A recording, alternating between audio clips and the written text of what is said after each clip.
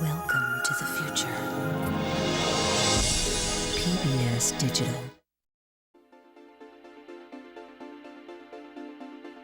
California, a dream and a promise. A place of diversity and innovation. An Ellis Island for the 21st century.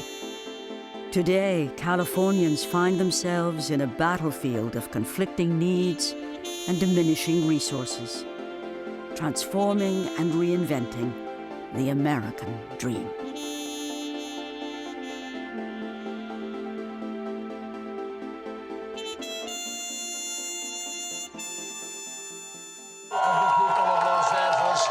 Ladies and gentlemen, the next mayor of Los Angeles and a great leader for our party and for our country, Antonio Villaraigosa.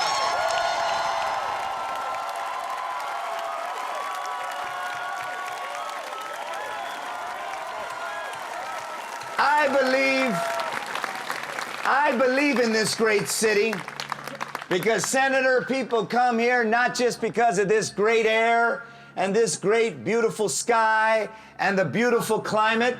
They come here because this is the city of America's hope. This is the city of its future. Make no mistake about it. Make no mistake about it. We come from every corner of the United States here. We come from every corner of the earth here. We come here with our hopes and dreams, believing that if we work hard and play by the rules, that our family will have a better life. In 2005, Antonio Villaraigosa, born in East LA, became the first Latino to become mayor of Los Angeles in more than 130 years.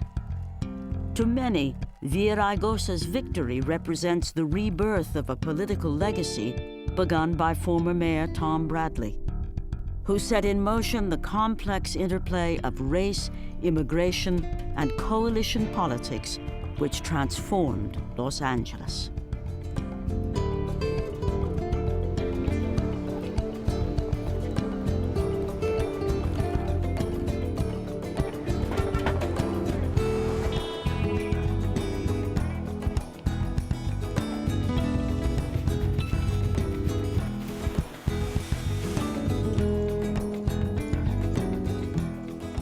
Our story begins in 1969 when the campaign between two-term Mayor Sam Yorty and challenger Tom Bradley would define the future of Los Angeles. In '69 was tumultuous times across the nation and certainly in Los Angeles.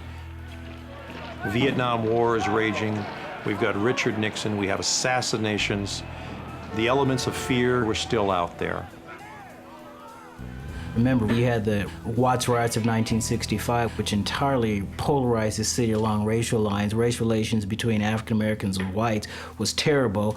Tomorrow, Los Angeles elects a mayor. Thomas Bradley, a city councilman, a Negro, is... Tom Bradley, how are you? See you. The race between Bradley and Yorty in 1969 was really over the soul and direction of Los Angeles. Between a very conservative white candidate and an up-and-coming progressive black candidate, and it was as dirty and rough a campaign as Los Angeles had ever seen. Sam Yorty was an old-line, traditional politician who ultimately sunk to a level of lowness to try to gain political advantage. You believe there's a power combine of black militants, white radicals, communists manipulating Bradley's campaign? I don't believe it. I don't believe it. I know it. It's very obvious here. Yorty's smear campaign was successful, but Tom Bradley would not be defeated. By the next day, Bradley, the son of a sharecropper, was planning his rematch against Mayor Yorty. Tom Bradley was not a radical. Tom Bradley was a former police officer, so I think that made white voters and Jewish voters and others feel a certain amount of comfort with him. We are a divided city today, divided on the basis of race and religion and on the basis of neighborhood, on the basis of age. And it's about time that we begin to pull together. What I did see, and what gave all of us a lot of optimism, was a plethora of faces, multicolored, multicultural, multi-generational, reaching out to him. He represented a new age in politics. By the time Bradley came into politics, many people had given up hope for coalitions between black voters and white voters. So it came as a very great surprise to people that in Los Angeles, of all cities, Tom Bradley was putting together a coalition principally of blacks and whites, and among those whites, principally Jews. For people who had longed to have a voice at City Hall and had been excluded, the Bradley Coalition was the greatest hope that had come along in years. And the people of Los Angeles wanted that rematch as I look back on it. They wanted to see Tom Bradley go against Sam Yorty again. And I believe they wanted to cleanse their consciences and say, you know what, we are going to support a black man, and we're going to rise above the fear that has been thrust upon us.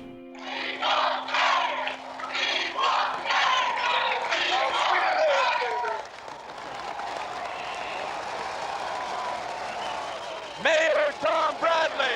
I thought it was a watershed moment for the city of LA because they proved to the rest of the nation that an African American could be elected mayor in a major city that did not have a predominant black population.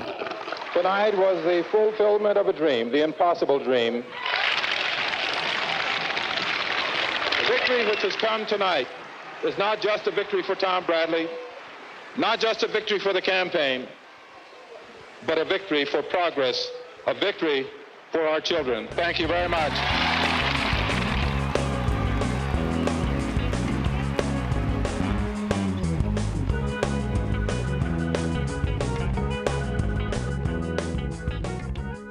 We're here to serve all of the people.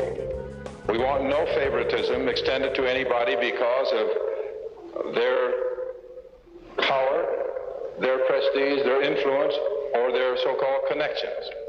Tom Bradley opened up doors to city government that never had been opened before.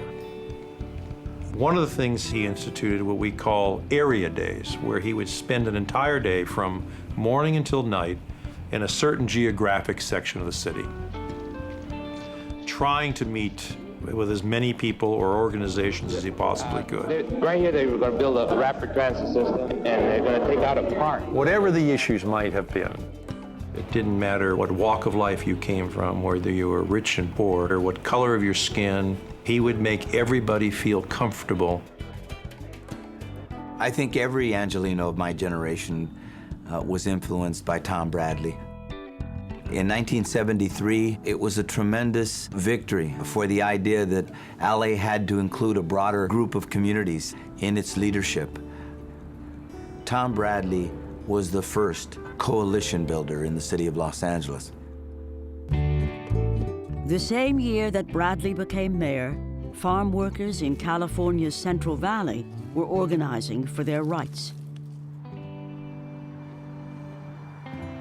Cesar Chavez and Dolores Huerta led the United Farm Workers Union, a movement more powerful than anyone could have imagined. I was born and raised in the San Joaquin Valley. We were farm workers and harvesting the crop. Well, growing up, we became involved with the United Farm Workers Union, led by Cesar Chavez. Those years were important lessons for me, because Cesar would always educate us about self-worth. We're not the same as a tractor. We're not the same as a plow. We're human beings, and we have rights, and we have a right to stand up and be heard. The word before you is very clear. We want you to take out everybody in those fields.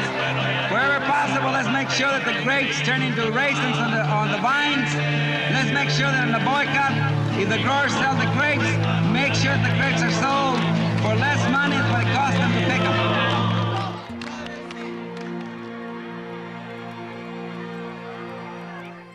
The farm workers took their cause from the fields to the cities and called for a national boycott of grapes. California's migrant workers became the new civil rights movement. Early in 1970, people were not buying California grapes because the grape boycott really started to take strong effect across the country. And I remember when they signed the collective bargaining agreement for the farm workers, the grower that we worked for called us all into a meeting, and he says, we have no choice but to put the damn black bird on the box. Someone in the back of the crowd yelled, "Viva Chavez!" And we all started celebrating and hugging each other, "Viva Chavez!" And we threw our hats in the air. But on that day, we became members of the United Farm Workers Union. Most of the Latino political leadership in California greatly influenced by the United Farm Workers Union. We have a strong bond, a strong relationship, given the principles that Cesar taught us. Is that every day we have to wake up and organize, organize, organize.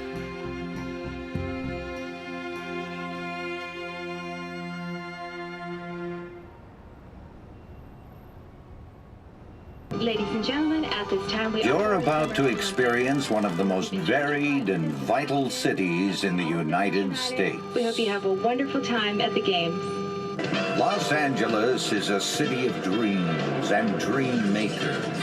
In the minds of millions of people worldwide, the image of America and Americans was created right here in Hollywood. But LA is also a pioneer in high technology, aerospace. I think most people thought the Olympics was the high point of his administration.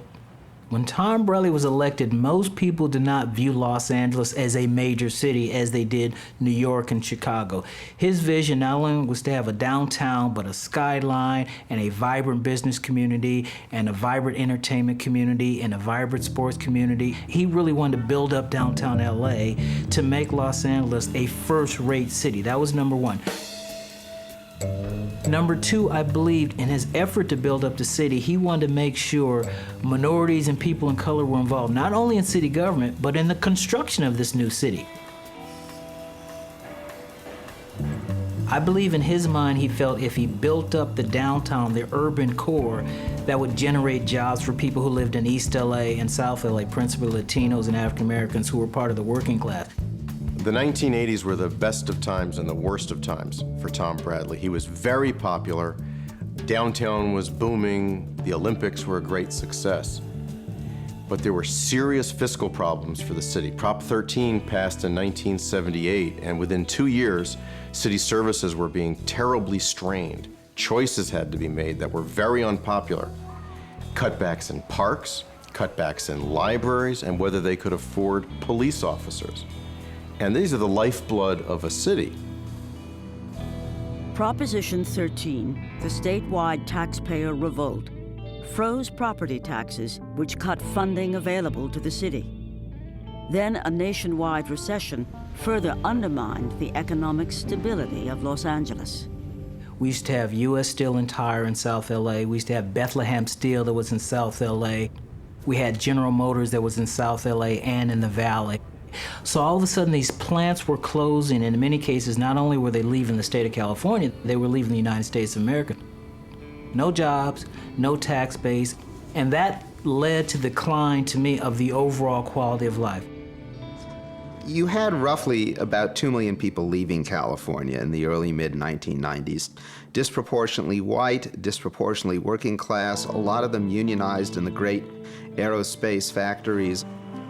The closing and the decimation of manufacturing in Los Angeles essentially meant not that the bottom fell out of the Los Angeles economy, but that the middle fell out of the Los Angeles economy.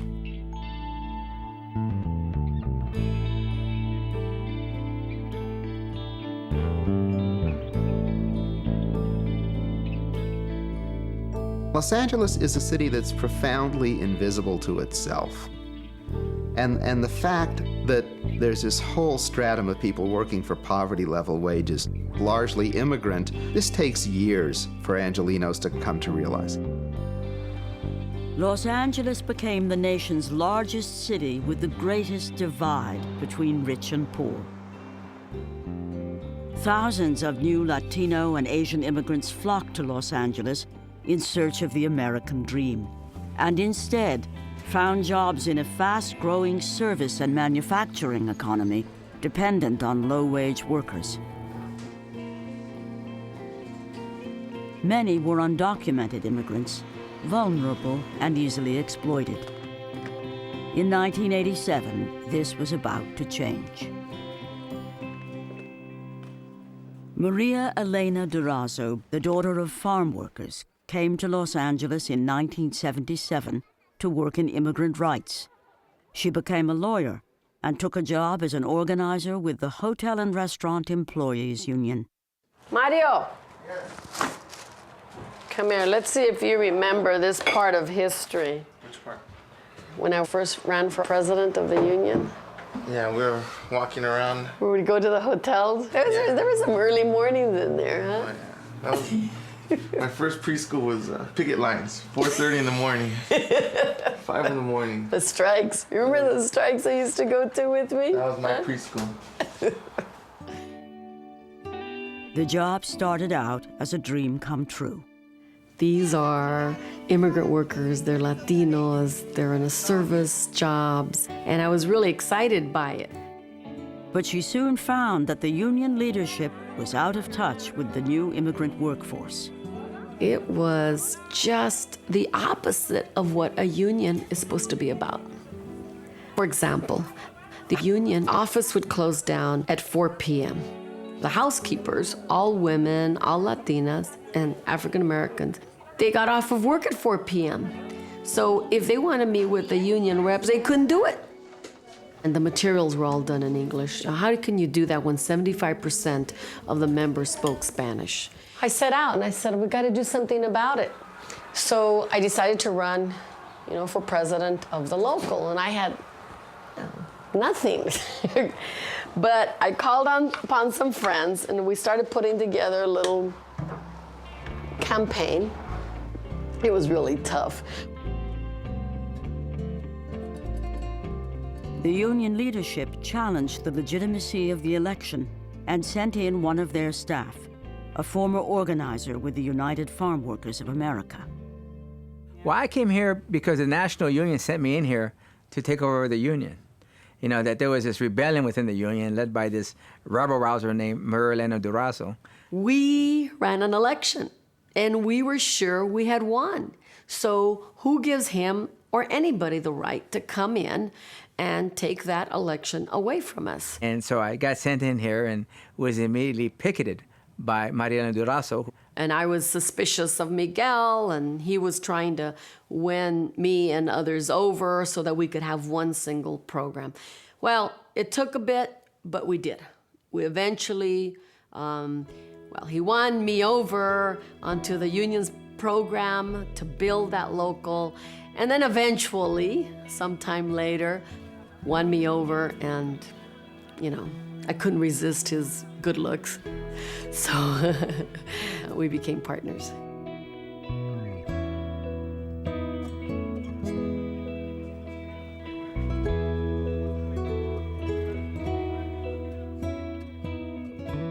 And so Maria Elena comes into Local 11 with a mandate to put the union back in touch with its members, to open it up to these immigrants. Maria Elena and the local is kind of a harbinger of changes to come.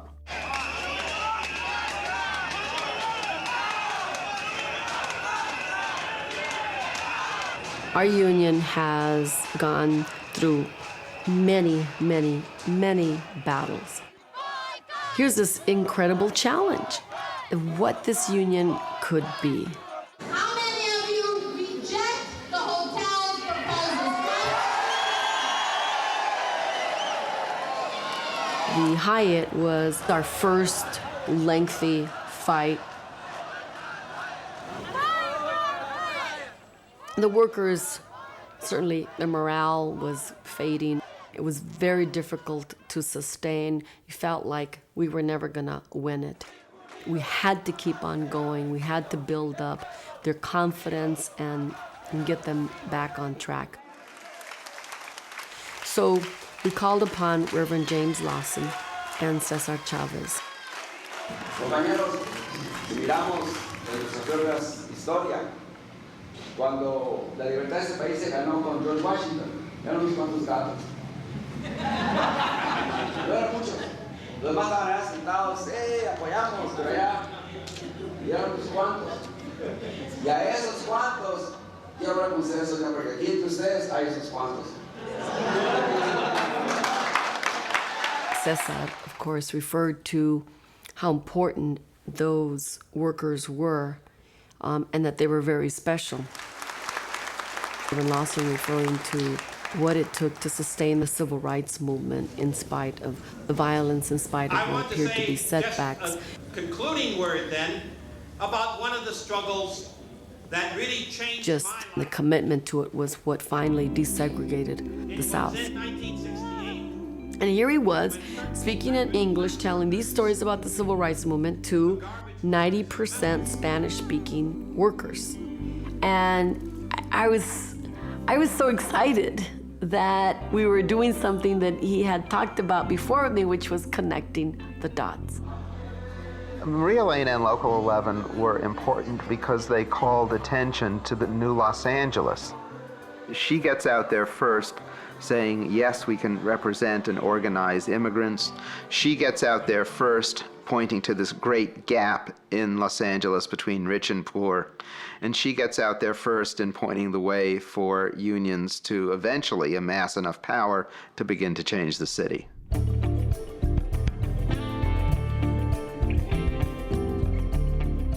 Los Angeles, in its major office buildings, had a unionized, largely African-American janitorial workforce straight through the mid-1980s.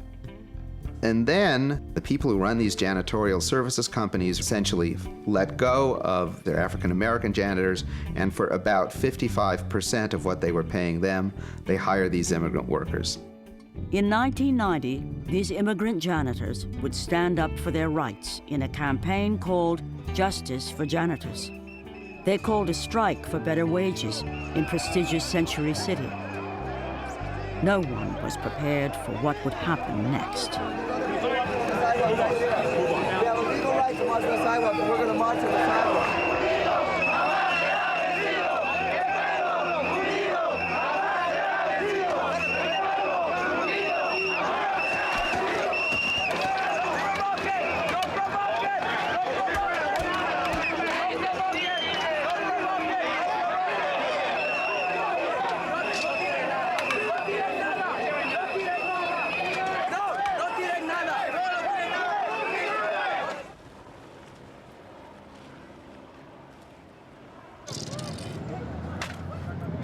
In 1992 in Los Angeles, there was clearly a sense, if you were doing any kind of organizing, that there was something very wrong building up in the city.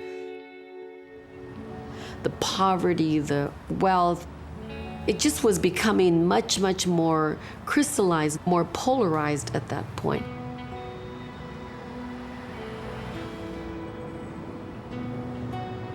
Tom Bradley had been mayor for nearly 20 years, but the world-class city he envisioned was coming apart at the seams. The flashpoint was the African-American and Latino community of South Los Angeles, bordering downtown. We are determined to take back the streets of this community for the law-abiding people who live here, who work here, who play here.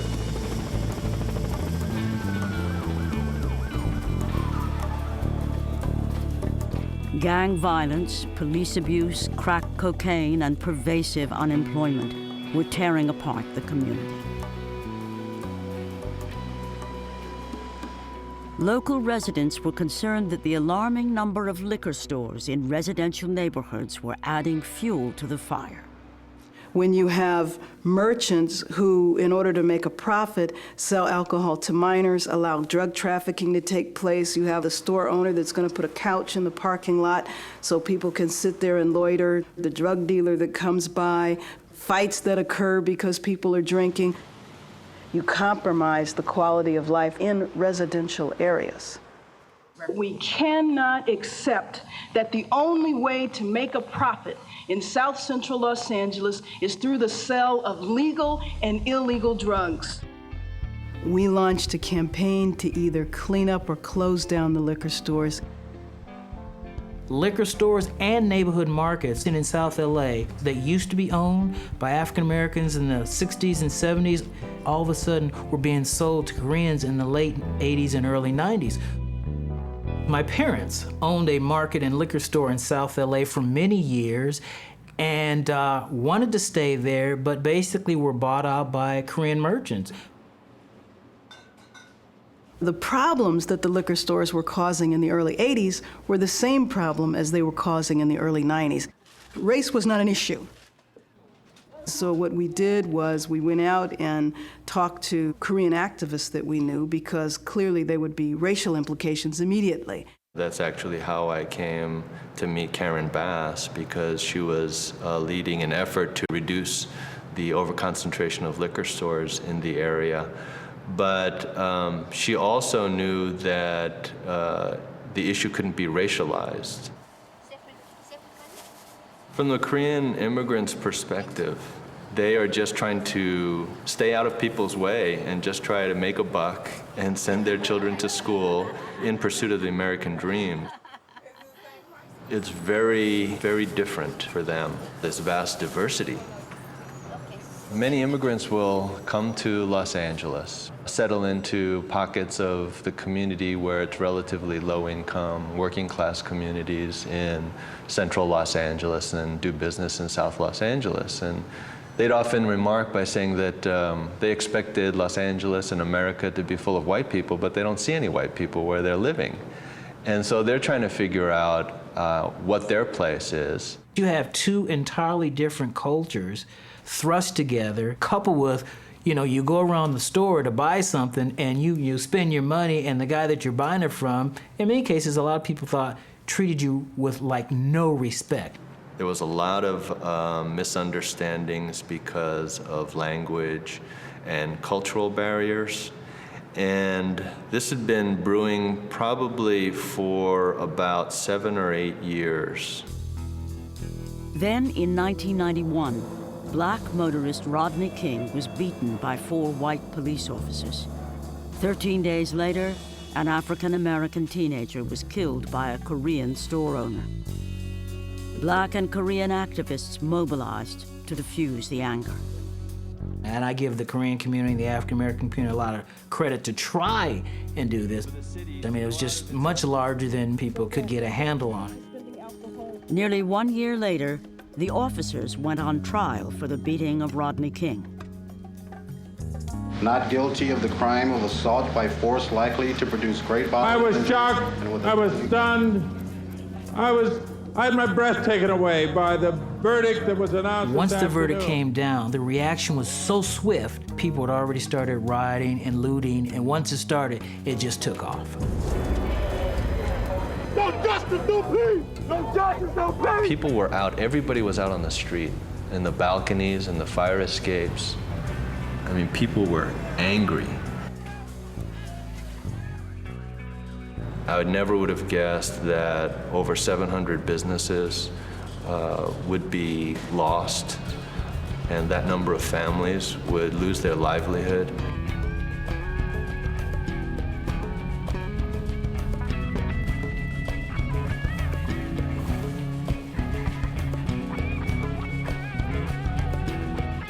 The civil unrest of 1992 was a low point for the Bradley administration. And I believe he thought under his leadership, something like that could never happen. I don't fault him entirely for it, but I think you have to fault everyone who was in a leadership position for basically letting down the city. I just don't know that he really understood the depth of the anger that was resonating at the grassroots level in the city of LA at that particular time.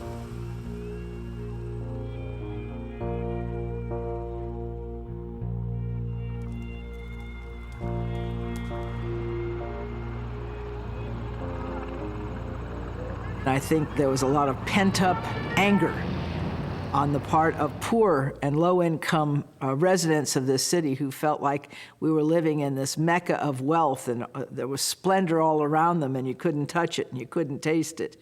So I saw it much more as an economic unrest than a police unrest. I think that there was a general belief that things were not going to get better quickly. When the fires were put out, people were on the street trying to clean up. People were feeding folks. They were housing, giving clothes away. And there were a series of community meetings. And very interesting to us, Almost in all of the meetings in the South LA area, the question of what was going to happen to these liquor stores came up. We felt that we had to rise to the occasion. When a particular owner that we were going to have to build a movement to prevent these stores from opening up, but we were going to have to do it in a way that we didn't allow it to deteriorate into a racial conflict. They stopped the rebuilding of 150 problem liquor stores and supported the development of 44 new businesses.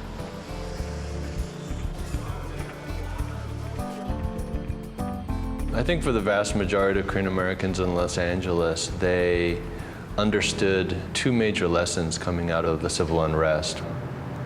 One was that you can't be politically isolated, that you have to participate in the civic life of this city if you're going to be heard, if your interests are going to be represented adequately. But secondly, in order for American life to be meaningful to you, diversity is a very important principle. Being able to relate with other people, and like myself, really try to figure out for themselves, where do they fit in American society? Los Angeles would be at a crossroads of uncertainty when the city faced a new election for mayor in 1993. Tom Bradley did not seek re-election to a sixth term. If we were going to design the expected person to take Tom Bradley's place at mayor, it would have been Mike Wu, a young Asian-American city councilman, able to take the biracial Bradley coalition and make it multiracial for a new age. And instead, something quite different happened. A Republican businessman named Richard Riordan comes in out of nowhere, apparently, with a lot of resources, and is able to win the mayor's office. I think people had lost their confidence, and they wanted somebody they envisioned as strong. I mean, our motto was, Riordan, tough enough to turn Los Angeles around. It was a time, I think, when people were willing to vote for a rich white Republican, even though they were 75% Democrat. So the mayor was saying this is a frightening place to be. The city is scary, and I'm going to protect you. I'm tough enough to turn LA around. So it was not a hopeful time. If you want someone to do something socially, economically, politically, you scare them. And then the most visible change tends to be immigrants. In the middle of all this, you had a real estate downturn and a recession. But what we saw was a very anti-immigrant era. And politically, it manifested itself with Proposition 187, Proposition 209, Proposition 227, so much so that the Latino community felt under attack and being scapegoated for the state's problems. Republican Pete Wilson was running for re-election for governor of California and seized upon these fears to his political advantage. His polls were down, and he discovered that he could win votes by advocating a measure called Proposition 187, which would deny public services to undocumented residents in California. And it hit a nerve with California voters. It passed overwhelmingly and re-elected Pete Wilson. What I saw when 187 came about was this concern, this fear by the mainstream that the color and the character of the state and the place was changing. Antonio Hernandez led the first case, which successfully challenged Proposition 187 in the federal courts, where it was declared unconstitutional. It was never enacted. I have a speech. And it's thank you, Governor Pete Wilson. Thank you for scaring the bejiggers out of our community. If you were a legal resident and you didn't become a citizen, then you better become a citizen. And if you were a citizen, you better vote, because till we had a political voice that represented our interest and protected our interest, we were going to be a community that would be stepped on. LA is an area where immigrant rights is a major issue for workers, right? And we knew that we had to readjust the labor movement to align ourselves so that we would be advocates for issues that are important to the Latino community. So we lined ourselves in to be advocates for immigration reform, for legalization, for rights on the job. The history of the labor in this country is about immigrant rights, whether it be the Jewish... Miguel Contreras becomes head of Los Angeles County Federation of Labor in 1996, and he realizes that he can not only politicize and activate his own members, but that he has a unique opportunity to politically activate this whole immigrant community. And in election after election, he proves that that indeed can be done. We have this vast army of activists, many of them who are immigrant workers. Okay, le tengo una información, por favor. And a lot of them come out and walk precincts with us to make sure to get out the vote. They don't have to be citizens to help get out the vote. What matters is that they care about this country. This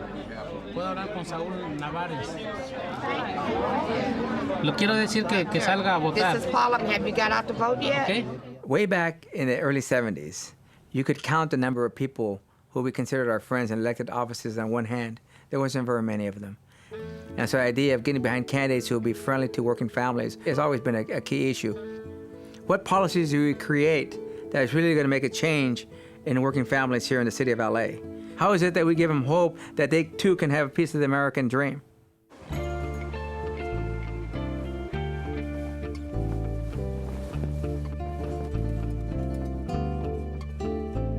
We had to make a change in Los Angeles that would connect the struggles, that would be bigger, that would be progressive, that would change this landscape, change the politics, just change the way that workers and working families were treated. Maria Elena Durazo made a decision with far-reaching implications. Her union, Local 11, would provide seed money for a new organization, the Los Angeles Alliance for a New Economy, known as LANE. It would be a think tank with a practical agenda, changing public policy to benefit low-wage workers. Our concept was to build an institution that had real research capacity, that could advocate for policies at the local and regional level, that could build coalitions, that brought together the labor movement with the environmental movement, with community organizations, with open-minded, far-sighted businesses, really put forward a new framework for the kind of Los Angeles we want to see. Their vision was tested when Mayor Reardon contracted out airport service jobs to private firms who lowered wages. LANE organized the campaign, which led to the living wage. It was a simple concept and a big fight. Living wage called on businesses who contracted with the city to provide workers with wages nearly double the minimum. City Councilwoman Jackie Goldberg championed the cause. Living wage is the notion that a person who works full-time should be able to live in that community where they work on what they've earned. That's why minimum wage is not enough, because you can't live on minimum wage in Los Angeles. Ms. Goldberg, you have the floor. Thank you. This is about the city as employer. This is about the workers who clean the libraries, bathrooms, and floors.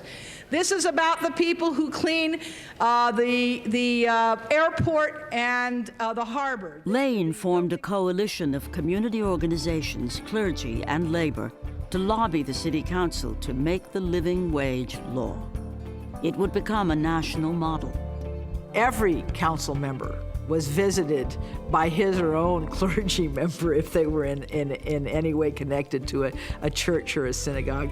There were petition drives, there were letter campaigns. People went to the media.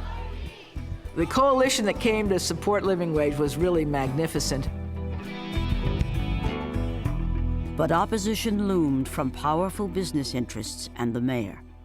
I strongly believe in a living wage. I think people should have access to jobs, quality jobs that pay them enough that they can be independent. And certainly a minimum wage does not make you an independent person. But I think that when government starts to dictate this, specifically when they dictate it where it only involves people who take money from government, that it becomes artificial and dangerous. It's almost socialistic. It's scary. Some companies will have to shut down because they can't compete. To the extent that these provisions cause any business to decide against moving into Los Angeles or expanding, then in our view, the price is too high. It would be great if everyone could make $50 an hour. It would be great if everybody could make $90,000 a year. Why not? Why not?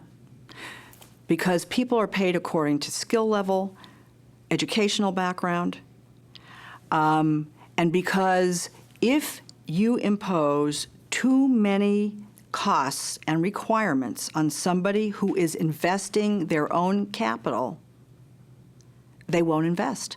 Obviously, we want growth, we want job creation, we want good things to happen, and we want people to have a fair return and all that. But we also want to keep our eye on the prize, which is the alleviation of poverty and the creation of good jobs and affordable housing. We have a shared responsibility for our collective prosperity. We're talking about just treating the low end more, a little more, like we treat the high end. Tabulate the vote. 12 ayes. Bingo. Unanimous vote again. Yes. Oh, I will never forget the day that the motion passed. It was like a city mobilizing to say we don't want to do business as usual.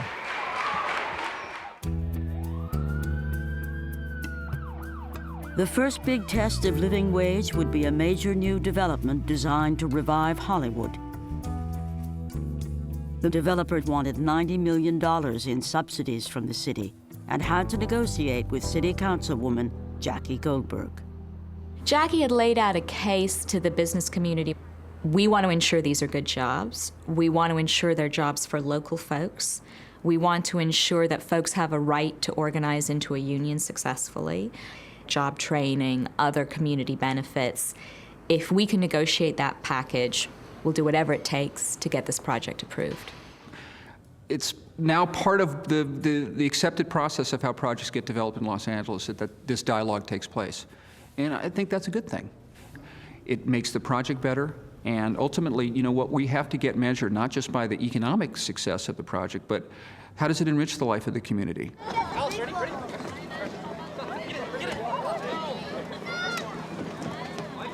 If you fast forward America, it will. I mean, it's a demographic reality that it will be majority minority.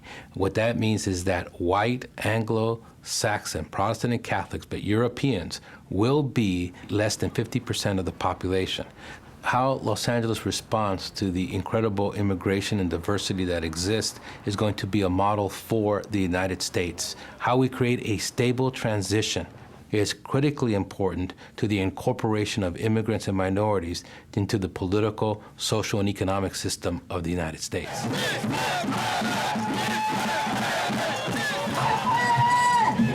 Maria Elena Durazo believes that unions enable immigrant workers to earn their way into the middle class. Since 1987, she has led her union time and time again in the fight to protect and advance wages and working conditions. What these hotels are looking for is poverty in our communities. Because when they don't pay good wages, there's poverty in Los Angeles.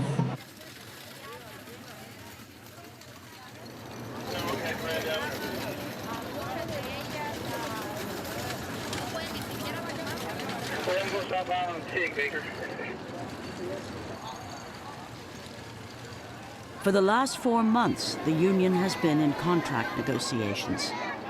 The hotels have declared an impasse, and Local 11 brought their case to the public. Every day I clean 15 rooms. In each room, this is what I do. I make the beds.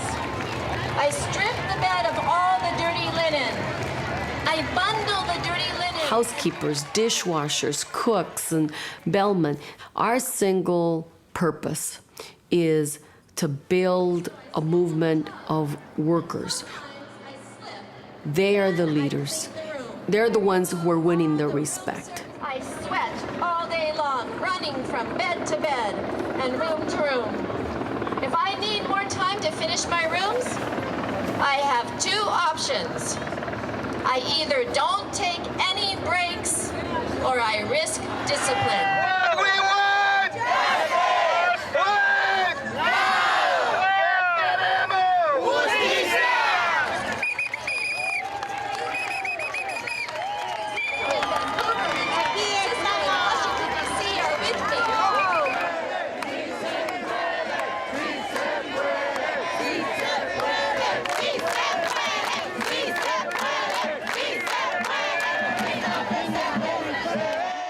Section 409 of the Penal Code prohibits unlawful assembly. If you remain in the area, regardless of your purpose, you will be in violation of Section 409. You may be arrested. Other police action may include the use of less lethal munitions, which could cause serious injury to those.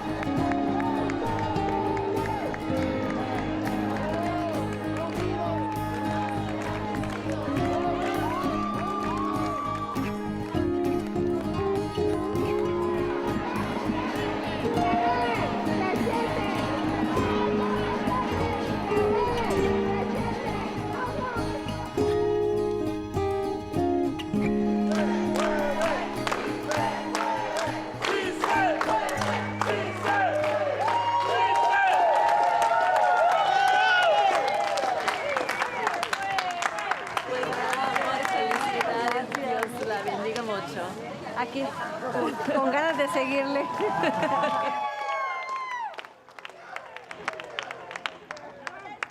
No vuelvan, le dije, sí vamos a volver a estar aquí adentro con ustedes.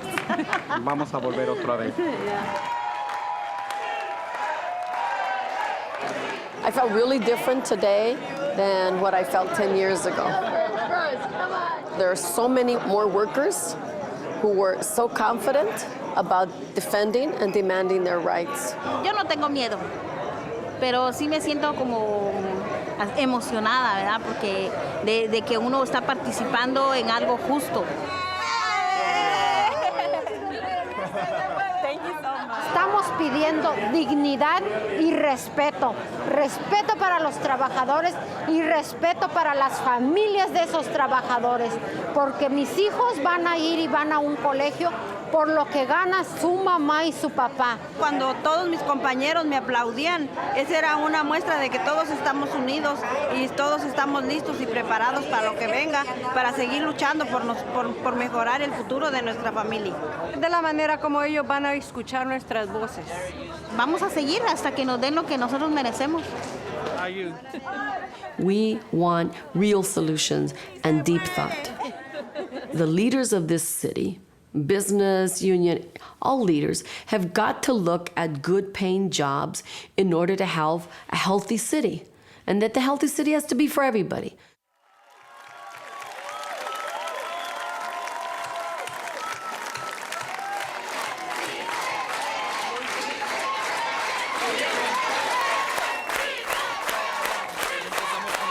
Quiero que nadie de ustedes dejen a nada ni a nadie que nos detenga.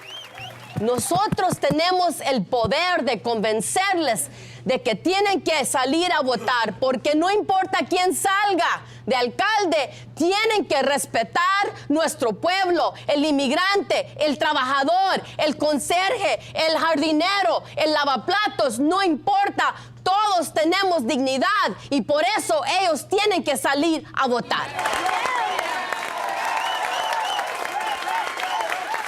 The mayor's race is in full swing, and Antonio Villaraigosa faces off for a second time against incumbent Mayor James Hahn. It is a bitterly fought election which will test the politics of race, ethnicity, and coalitions in ways reminiscent of the campaigns of Tom Bradley.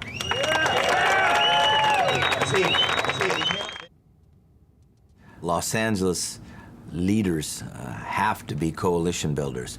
And Los Angeles, the most diverse city in the United States and indeed the world, has to be a place where communities are working together, where their leaders are creating the dialogue and the bridge between those communities to effectively lead Los Angeles. I think, based on conversations I've had and observations I've made, finally African Americans are going to vote in large numbers for a Latino candidate. That has not happened because of the historical tension between African Americans and Latinos. Many African Americans view Latino gains often at their expense. And all I ask you, take a good look at me. Take a good look at who I am. I want to be a mayor for all of us.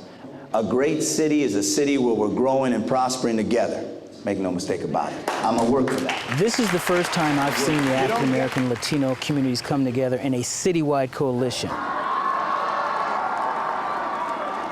Victory's close. You guys watching the returns? You see what the vote is? We're way ahead and somebody's not gonna catch up. Ladies and gentlemen, this is a historic night in our city and in our country. Welcome the next mayor of Los Angeles, my brother Antonio Villaraigosa.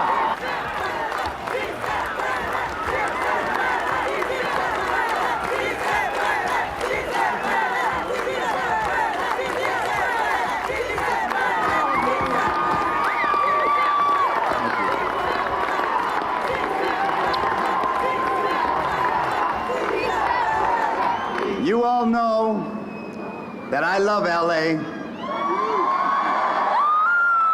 But tonight, I really love LA. So let's declare our purpose here and now. Our purpose is to bring this great city together. Our purpose is to draw fully and equally on the rich diversity of all our communities and neighborhoods. Together, we can make a difference to make this city the city that it can be. God bless you. God bless Los Angeles. Thank you so much. Villaraigosa's victory is the realization of a new balance of power, a multi-ethnic coalition befitting the diversity and vision of a new Los Angeles. The city of America's promise and the city of the American dream.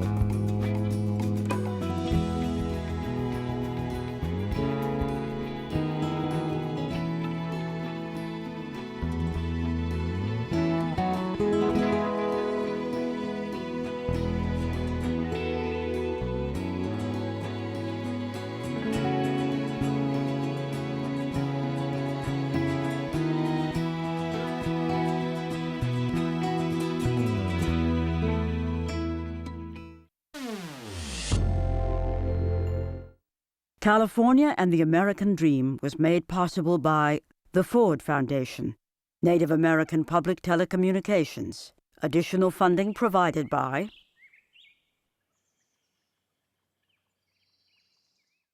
the Corporation for Public Broadcasting and by contributions to your PBS station from viewers like you. Thank you.